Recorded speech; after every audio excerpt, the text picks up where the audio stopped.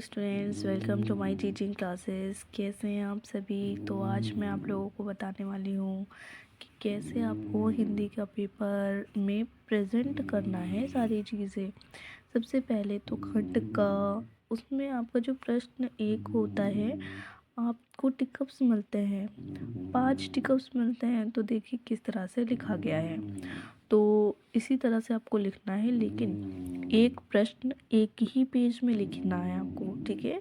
दूसरा प्रश्न है ये आपको दूसरे पेज पर लिखना है, और इसमें भी 5 प्रश्न हैं। तो देख लीजिए, जिस तरह मैंने हाईलाइट किया है ये सारी चीज़ें, उसी तरह से आपको भी हाईलाइट करनी है और अच्छे से लिखना है। ये देखिए दूसरा प्रश्न कितने अच्छे से लिखा है, और ये तीसरा, ठीक है। तीसरे प्रश्न पे क्या होता है, गद्यांश होता है। देख सकते हैं आप, ये क्या है, गद्यांश है। तो आपको पहला प्रश्न पहले पेज पे, दूसरा प्रश्न दूसरे पेज पे, तीसरा प्रश्न तीसरे पेज पे करना है, ठीक है। अब आप आके देखिए, ये तीसरा प्रश्न यहाँ पर पूरा हुआ है, क्योंकि इसमें भी क्वेश्चंस पूछे जाते हैं। तो सबसे पहले आपसे क पूछा गया था संदर्भ, उसके बाद ख पूछा गया था व्याख्या, ग पूछी गई थी। इसमें जो भी 2 क्वेश्चन पूछे गए थे। प्रश्न उत्तर संख्या 4, इसमें आपसे पद्यांश पूछा जाता है, जिसका ये है सॉल्यूशन, ठीक है। इस तरह से आपको कॉपी में लिखना है, लेकिन जैसे इस कॉपी में प्रश्न उत्तर संख्या 4 यहाँ से लेकर यहाँ तक है, इस तरह से आपको नहीं करना है। आपको एक ही पेज में लिखना है। और अगर मान लीजिए यहाँ से आपने स्टार्ट किया, ये लिखा, इस पेज में नहीं आ पाया, तब आप नेक्स्ट पेज में जाकर के करेंगे। तो अब ये देखिए, यहाँ पर वासुदेव शरण अग्रवाल का संक्षिप्त परिचय, यानी कि यहाँ पर जीवन परिचय लिख रहे हैं। तो जब जीवन परिचय लिख रहे हैं, प्रश्न उत्तर संख्या जो है 5 है, तो जब ये कर रहे हैं तो हमें ये नेक्स्ट पेज से, यानी कि स्टार्टिंग से स्टार्ट करना है, ठीक है। कभी भी ऐसे स्टार्ट नहीं करना है, एग्जामिनर नहीं ध्यान दे पाए तो आपका मार्क्स चला जाएगा। तो ऐसी गलती नहीं करनी है, ठीक है। फिर उसके बाद हम आगे चलते हैं। अभी देखिए, संक्षिप्त परिचय आपको, जैसे मैंने बताया पीछे, संक्षिप्त परिचय आप कुछ इस तरह से लिखेंगे, ठीक है ना।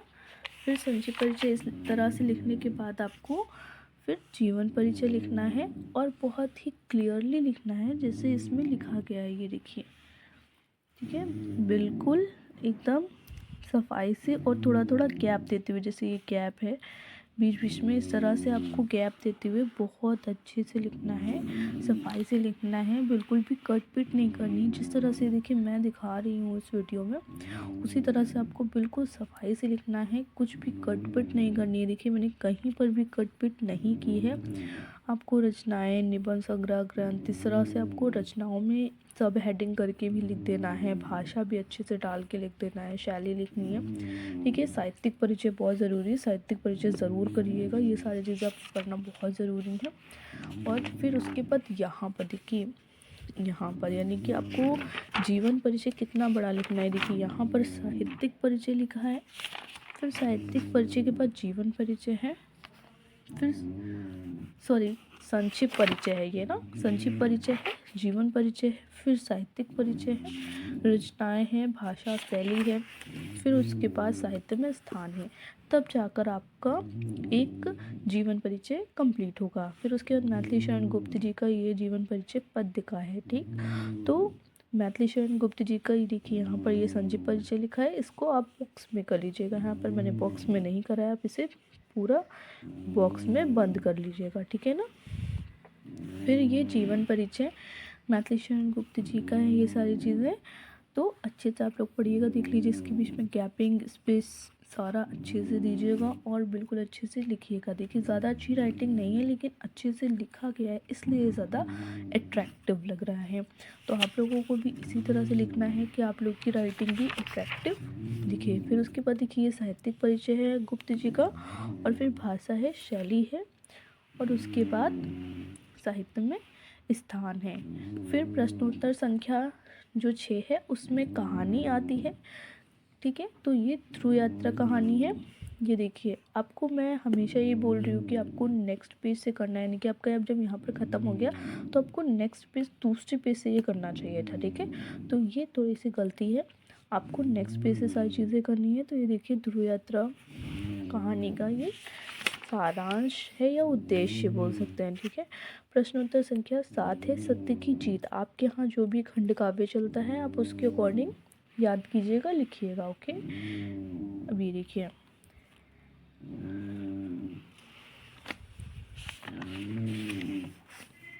ये देखिए, ठीक है ना, ये सत्य की जीत है।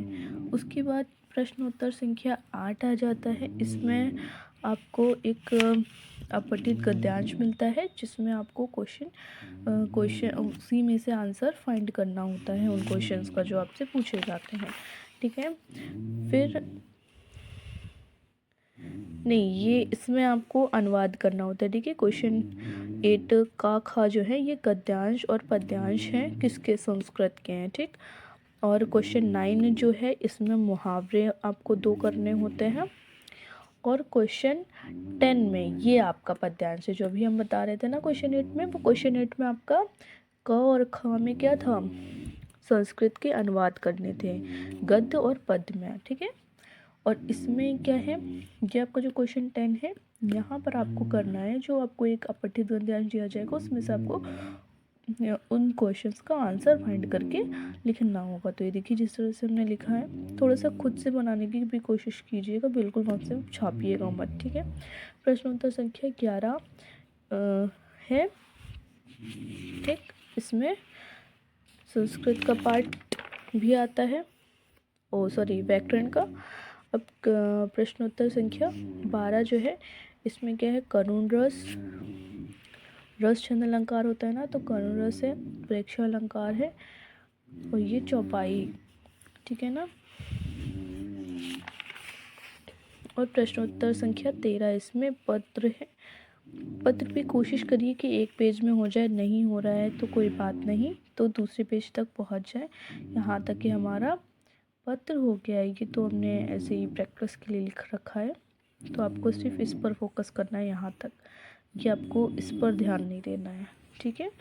वैसे अगर आप लोग जयशंकर प्रसाद का जीवन परिचय लिखना चाहें तो ये मैंने रफली लिखा हुआ है, लिख सकते हैं। तो आपका ये पूरा पेपर कंप्लीट हो गया। यहाँ पर प्रश्न उत्तर संख्या 14 नहीं किया है क्योंकि 14 में निबंध है, तो इतना पूरा पेपर का पैटर्न मैंने दिखा दी कि कैसे क्या करना है। आई होप आपको ये पूरा सब कुछ समझ में आ गया होगा कि कैसे ये सारी चीज़ें करनी है। तो अच्छे से करके जाइएगा और बिल्कुल भी गलती मत करिएगा, और अच्छे से स्केच वगैरह लेकर के जाइएगा। इस तरह से आप हर एक पेज पे अच्छे से हेडिंग लिख दीजिएगा, जिससे बहुत अच्छा लगेगा, अट्रैक्टिव लगेगा, एग्जामिनर मार्क्स भी अच्छे देंगे। राइटिंग भले अच्छी नहीं हो लेकिन आप क्लियरली लिखिएगा, काटी पीटी का नहीं। अगर कोई गलती हो जाती है तो आपको सिर्फ एक कट लगा देना है, जैसे कि एक लाइन होती है ना, वैसे ही एक कट लगा देना है, पूरा ऐसे से काटना नहीं है, ठीक है ना। बस एक नॉर्मल सा आप इस तरह से कर दीजिएगा बस, ठीक। थैंक यू, आई होप सब कुछ समझ में आ रहा होगा। तो मेरी वीडियो को लाइक, सब्सक्राइब एंड शेयर ज़रूर कीजिएगा। Thank you so much.